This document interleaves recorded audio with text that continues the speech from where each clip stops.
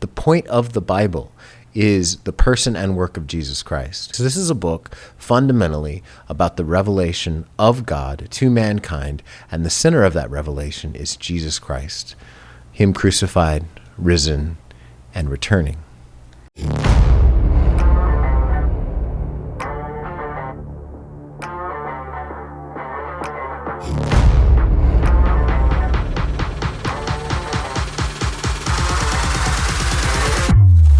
This is Fixed on Jesus.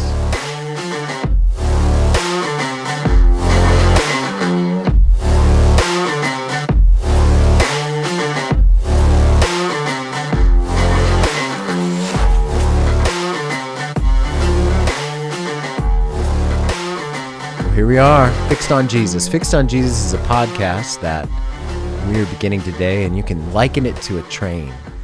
Get on a train, and you just go wherever that train's going. We're not sure where this podcast is going, but we do know that the topic is going to be all surrounding and about Jesus Christ, because we want to be a people who think clearly about who Jesus is, what he's done, and how that connects to all of our lives. And so we're not even sure all the different topics we'll cover here, but this is going to be a kind of place, a kind of space where we can be able to talk about all that kind of stuff and make sure that we just talk about some of these hard issues. And so this train might take some detours. This train might take the scenic route. It might go the long way around a bunch of times. But nevertheless, here we are. We're on this train. It's me. My name is Richardson. I'm the lead pastor of Center Church here in Gilbert, Arizona. And alongside me, we have Mark Johnson.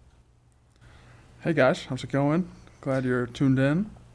And we also have Heather Corbitt, our lead production coordinator. Yes.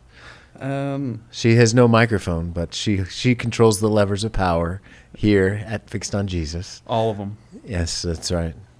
So the first question that comes to mind for you, Rich, is, and we're just going to dive right into it. Yeah, let's do it. That's the way to go. So why is that the title?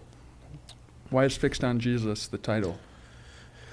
I think it's a good question. I think as Christians, we can forget that the purpose of our life is to fix our eyes on Jesus, as it says, as the writer of the Hebrews says, who is the author and the perfecter of our faith. He's the one who has given us our faith. He's the one who has promised that he will perfect us. And so our life from beginning to end, once we become a Christian, is all about Jesus and who he is. And so it's kind of a three-little word shorthand that we use around here at church just to describe our mission. Our mission's not to spin off biblical principles that are separate from Jesus. We want to make sure that all we do connects back to Jesus and who he is. So that's kind of just that label there. And so we wanted this podcast to be an extension of that, of what we do around here at church. Okay, that's great. So let's think a little bit bigger rather than just our church. Yeah. Why would Christians in general need to be fixed on Jesus? Because Christians are experts, I think. Oh, really? That's news to me. Experts. You need to hear. Let me finish that sentence. Oh, I'm sorry. Christians are experts at missing the big picture. Okay. I think a lot of times I just did that in that sentence. You did, right, exactly. A lot of us get wrapped up in thinking that Christianity is about giving us the marriage of our dreams, or the kids of our dreams, or the life of our dreams, or that Jesus exists to give us everything that we want so that we might live a happy life. That's not what Christianity is. So not happy life, happy wife, happy life? Not that? Well, that is true. Okay. That is absolutely true. Shout out to Rich's wife. That is absolutely true, but this is not the purpose of that podcast. I think a happy wife comes from someone who focuses on Jesus. And so, yes, there we go. And so, but at the same time, I think Christians can get wrapped up in lots of different priorities that are not Jesus Christ. We can get distracted by the hardships and trials that we face, that we didn't think we could ever, that we'd never thought we'd face. We can get distracted by the disappointments we have in life, where we we just didn't imagine that we'd have to go through something like this. Or we can just like latch on to different teaching out there that just focuses on principles. And by principles, I mean, you do this, God will do this, or you believe this, you will get this, or that kind of thing. Instead of just recognizing that the whole purpose of our Christian life is to behold the glory and the grandeur of Jesus Christ and become more and more like him. And so that doesn't mean that all we'll do is talk about Jesus, but everything connects to Jesus. And that's the way the Bible is. The Bible, the point of the Bible is the person and work of Jesus Christ.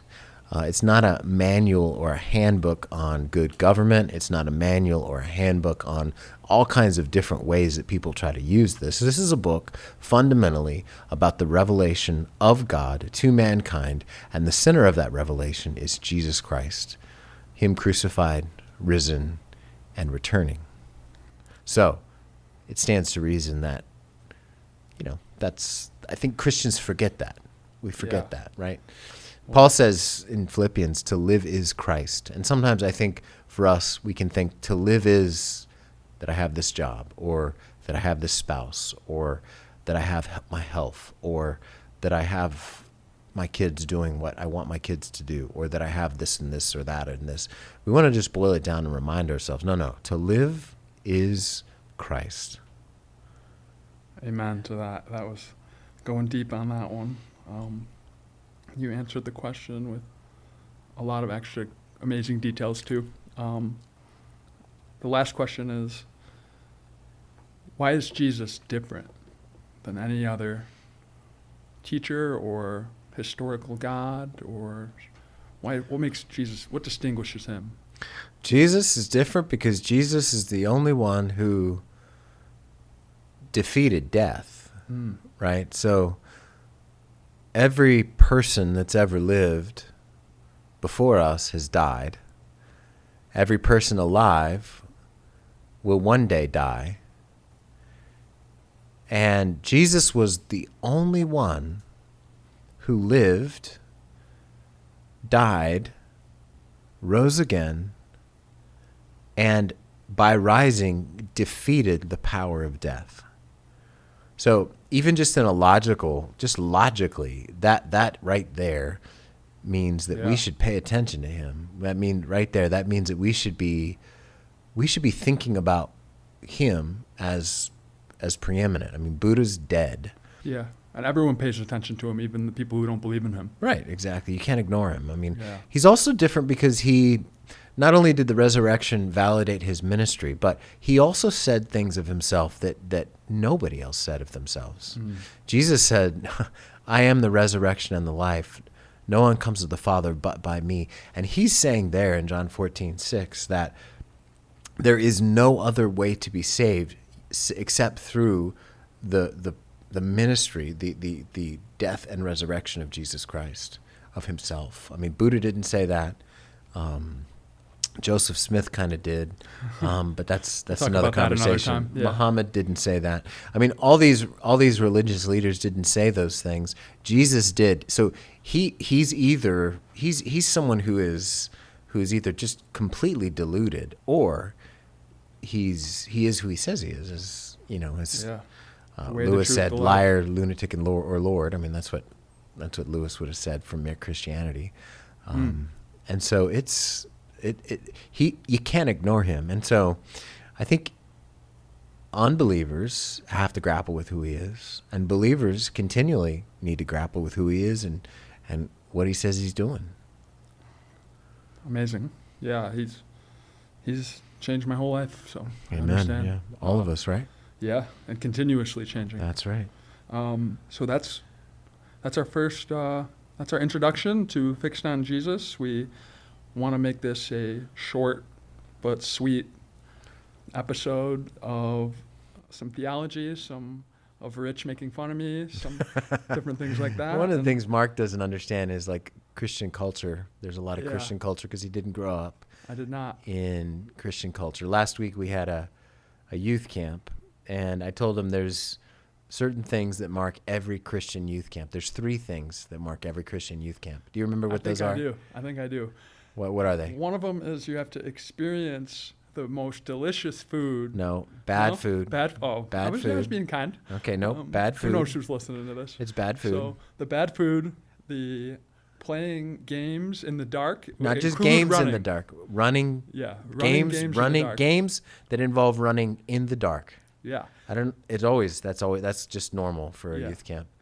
and I can't remember the third one, but Third was bad beds. bad beds. Yeah, oh, that's so like- a tough one. That'd be the hardest one for me. Oh, they're always bunk beds too. So they're bad, rickety giant. bunk beds. Well, yeah. So like people who, run over 2 bills like you. I mean, you're gonna have two-piece. trouble.